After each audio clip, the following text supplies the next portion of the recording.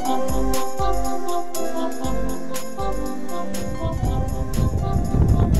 welcome to this video tutorial on how to use dental floss. Why do we use it first of all, and how often? Well, we use it because the bristles of our toothbrushes, electric or otherwise, will not get fully in between the gaps between our teeth. Plaque bacteria loves to build up. It feeds on anything sugary in particular that you eat, anything with starch or sugar in it, and it multiplies and grows and accumulates, and it ends up irritating the gum, causing gum disease, and also resting on the tooth, in particular in between the contacts of, say, these molar teeth in this instance. If it's left there, it will feed on that sugar, it'll produce the acids which eat away at your dental tooth enamel or around or even the edge of existing fillings, and that will cause further or fresh tooth decay. So that will cause you problems down the line and expense. So we're really trying to help you avoid those problems and the costs of those problems to you in different senses. So dental floss, how often do we use it? We use it once a day. Once a day is brilliant, perfectly adequate. It'll do a great job in removing that plaque, which actually, as you may discover when you first start using it, is a bit stinky. It doesn't smell too pleasant, and it'll do a great job. I'm going to just first of all point out how long a length you need of dental floss.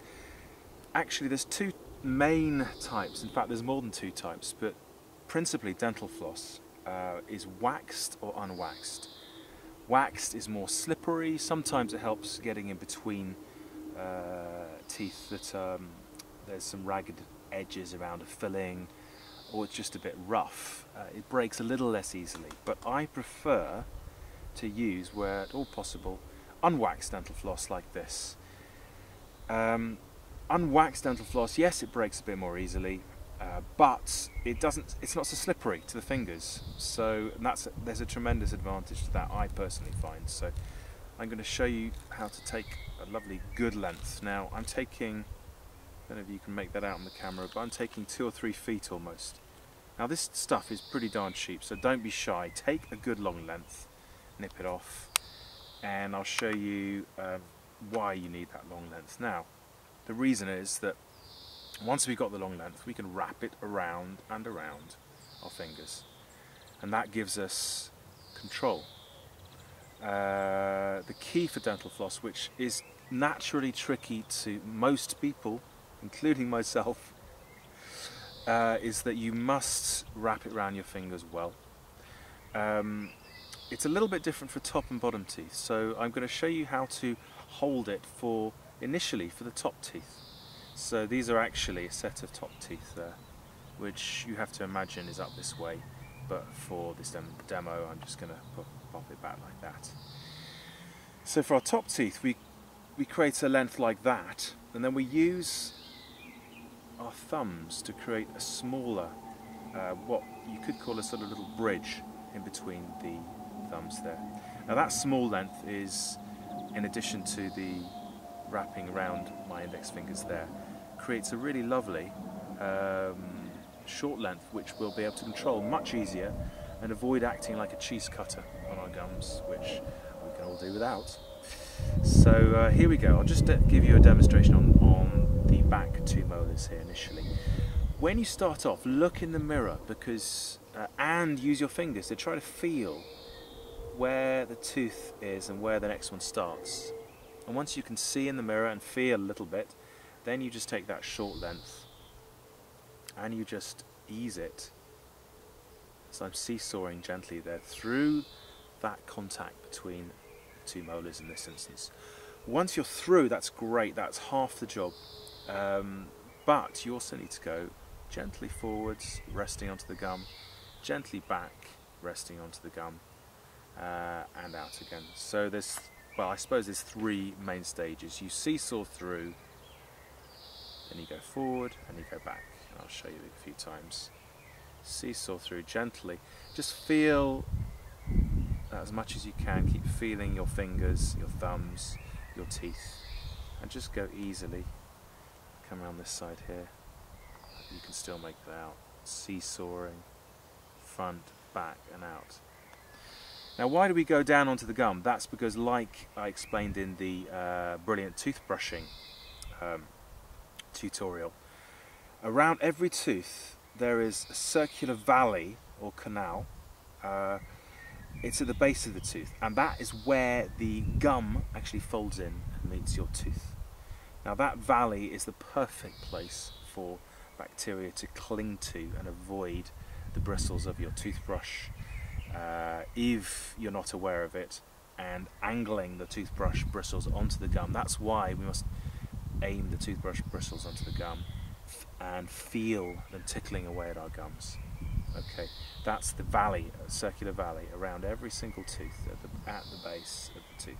Okay, so toothbrush brushing we've covered in a previous tutorial, but with flossing, that's the reason we go down once we're through and gently into that valley on either side there and out again.